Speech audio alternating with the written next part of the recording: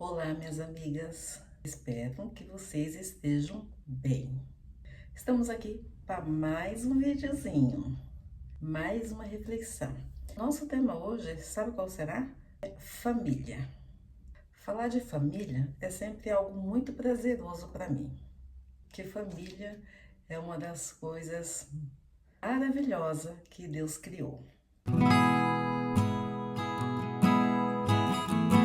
Quem está chegando agora, sou Dígia Carvalho e você está em um canal onde nós estamos sempre discutindo algumas coisas, mas sempre à luz da Bíblia.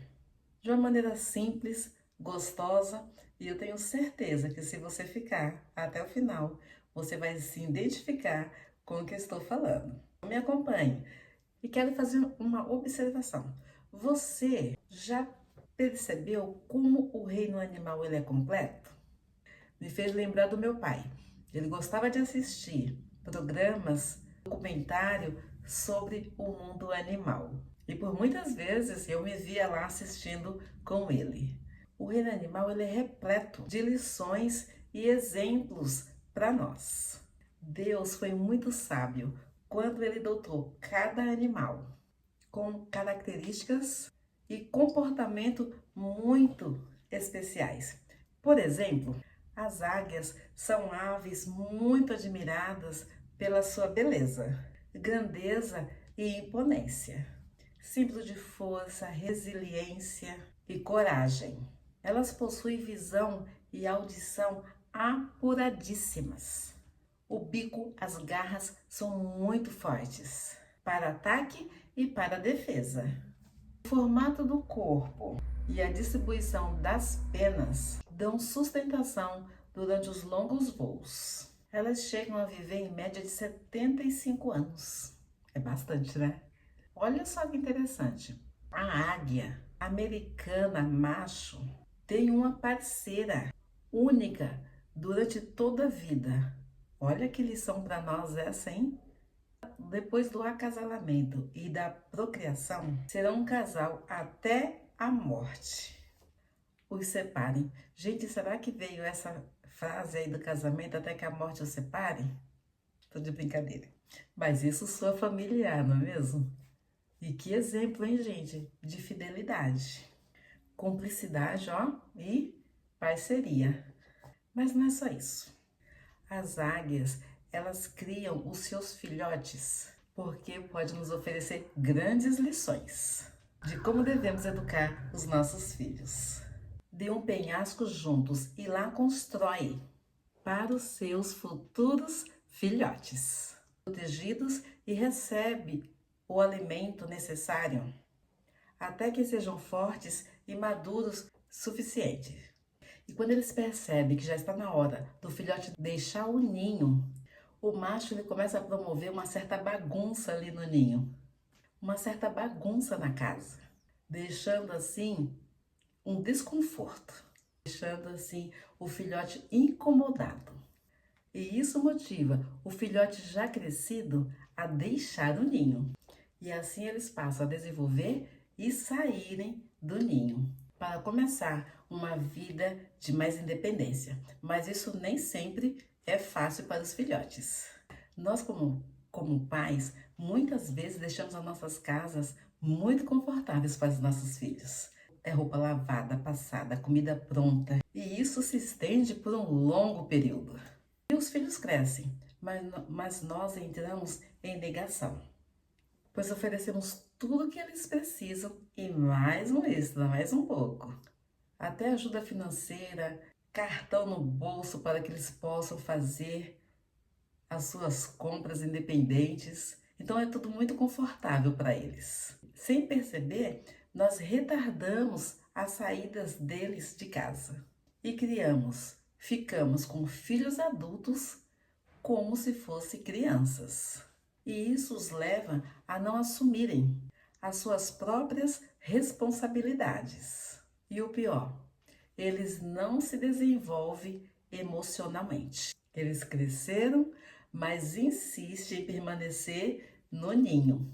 E há outro fenômeno que tem acontecido com muita frequência: filhos que namoram e se relacionam com os seus pares como se fossem casados. E então se acomodam. E as justificativas, elas são sempre as mesmas. Eles alegam que não querem ou não estão preparados para assumir essa relação, ou para sair de casa, pagar as contas, sustentar uma casa, uma família e tudo mais que uma vida conjugal implica. Eles querem o bônus, mas rejeita o ônus. E afinal, quem é responsável? É a mãe, que geralmente protege? Ou o pai, que às vezes se omite e acaba sendo permissivo? Ou serão os filhos, que procrastinam as decisões? Ou são todos? Afinal, quem está falhando? Sabemos que para algumas pessoas o processo de crescimento pode ser muito demorado e difícil. Alguns especialistas afirmam que estamos vivendo o ápice da geração canguru, de filhos que até podem, mas não querem sair de casa. Não querem assumir certos riscos, romper com determinados padrões, lidar com as pressões sociais, como a escolha da carreira acadêmica e profissional, além das cobranças relacionadas a namoro, noivado, casamento, filhos. São situações que realmente são conflitantes, mas que precisam ser encaradas com naturalidade. A verdade é que crescer dói, dá muito trabalho, e ser como criança é mais fácil e é mais gostoso. O escritor James Matthew Barrie, dramaturgo romancista escocês, é conhecido como um criador de um personagem que se recusa a crescer e preferiria ficar no mundo infantil. Baseado nesse conto, a síndrome de Peter Pan, homens que nunca crescem. Apesar de não haver evidências de que essa síndrome seja uma doença psicológica real, ela tem adoecido muitas famílias.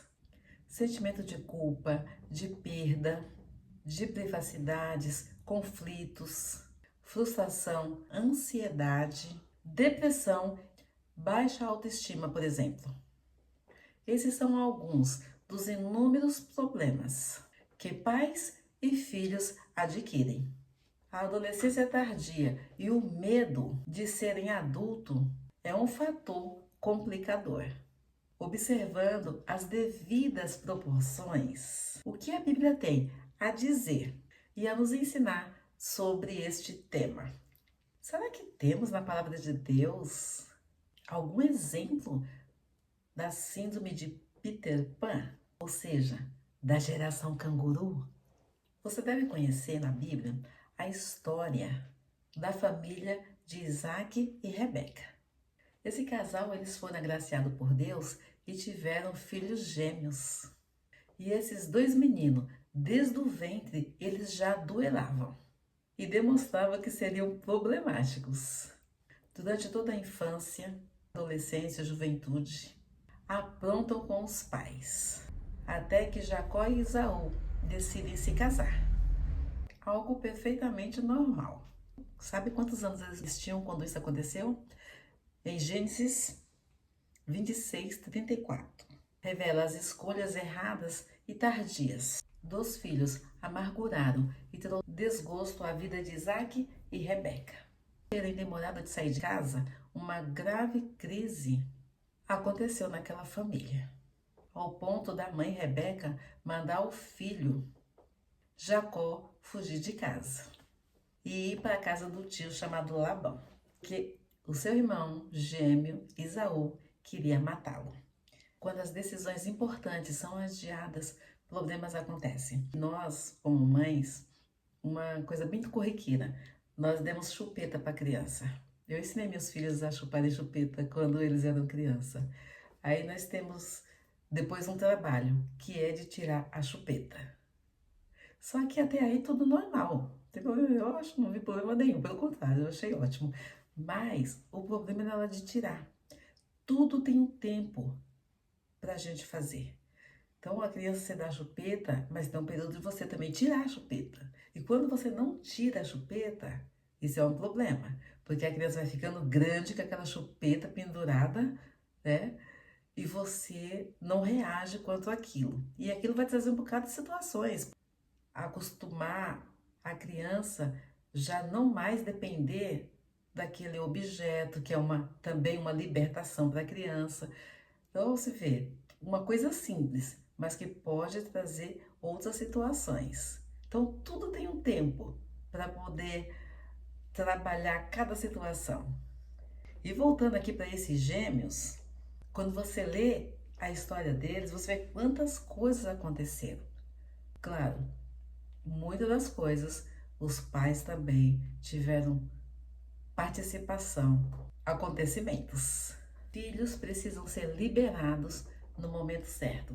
E é bem assim interessante, porque são fases. E as fases, já está dizendo, é um período. Então, tem que sair daquela fase e ir para outra. A criança, ela nasce, ela tem um período da amamentação. Nesse período da amamentação, já entra com a alimentação. Então, são as fases que elas precisam serem cumpridas. E isso até se tornarem adultos. Porque há tempo para tudo. O sábio Salomão já nos orienta. Em Eclesiastes 3:5, tempo de afastar. E essa lição também é válida para a criação de filhos. De vez em quando, um empurrãozinho para fora do ninho vai ajudá-los a amadurecer. De vez em quando é preciso criar um certo desconforto, porque chega uma hora que os filhotes precisam deixar o ninho, para o bem deles e para o bem dos pais. Decisão essa difícil, mas extremamente necessária, para o bem de todos. É verdade que essa ruptura, ela traz dor e sofrimento no início, que é normal. Mas a satisfação e a realização vem logo em seguida. A verdade, minhas amigas, que o fato de estar falando desse assunto não é incentivar você, mãe e pai, a abandonar os seus filhos, obrigá-los a sair da casa, sair de dentro de casa de qualquer maneira. Não, não, não. Não é nada disso. Tudo isso precisa ser debatido, planejado, para que isso seja um processo natural, harmonioso, debaixo de oração, debaixo da bênção, em festa. Que para os filhos saiam de casa, mas que seja para também montar a casa deles, uma companheira com um companheiro, casados. Em Gênesis 2:24, por outras escolhas acertadas. Nos Estados Unidos, por exemplo, a gente sabe que quando o filho termina o ensino médio, por cerca de 18 anos eles saem de casa para morar na universidade. E a maioria, depois desse afastamento, nem volta mais. Essa cultura norte-americana, ela incentiva os filhos a saírem de casa, deixarem os seus pais. Em contrapartida, os pais liberam os filhos, já sabendo que eles vão e muitos nem voltam mesmo mais para casa. Os jovens, eles são educados a serem independentes. E uma das coisas que os filhos mais precisam é cuidado e orientação. Deus, ele investe tanto na família que quando olhamos para Jesus, ele nasce no seio de uma família. E Maria e José, eles levam Jesus para o templo, para ser apresentado segundo o costume judaico. Terminando os dias da festa, eles voltam para Nazaré, onde moravam. Mas Jesus permaneceu em Jerusalém. Quando deram conta do esquecimento, foram voltar para procurá-lo. Depois de 3 dias, encontraram ele no templo, sentado entre os mestres. Questionado, Jesus responde sabiamente: por que vocês estão me procurando? Não sabiam que eu deveria estar na casa do meu pai? Essas palavras determinam a transformação, a relação entre Jesus e os seus pais. Ali eles se deram conta que definitivamente Jesus tinha uma missão especial. E o menino tinha 12 anos. Sabe, queridas, queridos, é natural que nós tenhamos dificuldade de liberar os nossos filhos. Que tal se nós utilizarmos da mesma estratégia?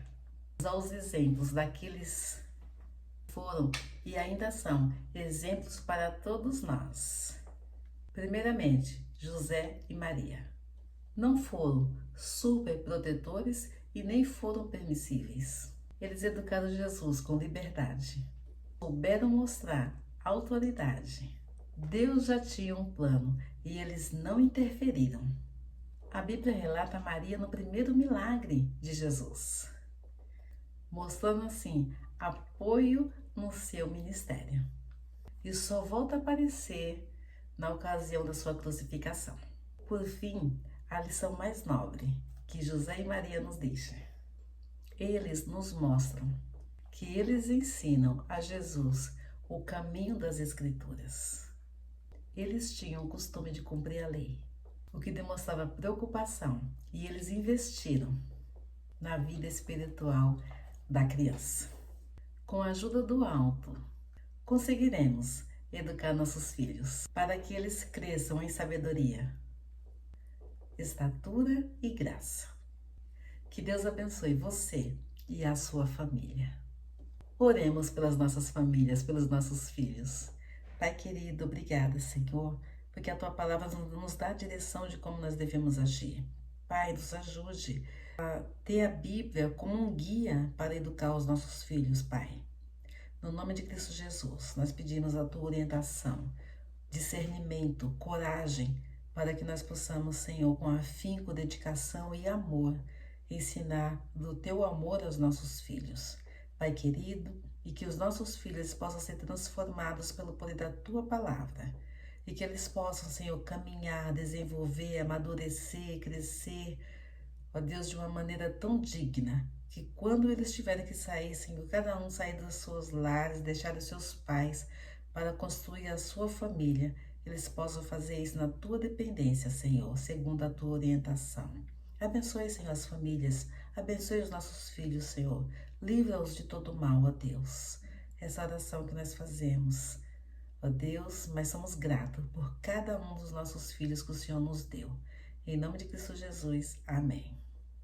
Gente, falar de família é muito gostoso, mas é um desafio. E que Deus nos abençoe nesse desafio tão gostoso, tão prazeroso, que Ele confiou a cada uma de nós, que são os nossos queridos e amados filhos. A nós e aos nossos maridos também, que são os pais, né? Que Deus abençoe a todos. Até o próximo vídeo. Tchau, tchau.